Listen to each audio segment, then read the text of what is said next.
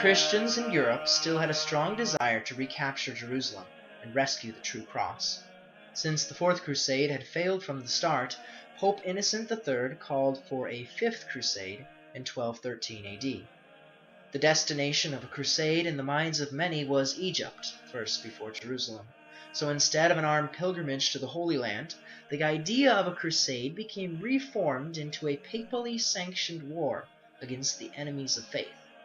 Instead of traveling to Jerusalem to fulfill their vow, the vow would be filled by a set period of military service.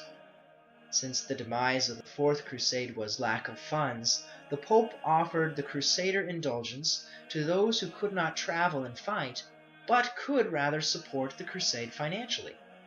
Unfortunately, this was the seed that would, 300 years later, grow into the weeds of abuses that led to the Protestant Reformation. This Fifth Crusade was plagued with too many leaders and no clear consensus of what to do. They anticipated Frederick II, King of Sicily and the German Empire, to come, but he never did. Also, the army was continually changing because the Crusader Vow was fulfilled for the individual soldier after a certain period of time. Finally, in Egypt, they decided to lay siege to the important port city of Damietta on the Nile Delta. The Muslim Sultan, Al-Kamil, attempted to make a deal with the Crusaders, handing over Jerusalem, the True Cross, and a 30-year truce for the end of the siege, but the deal was refused. At one point, St. Francis of Assisi came to try to convert Al-Kamil to Christianity, but was unsuccessful.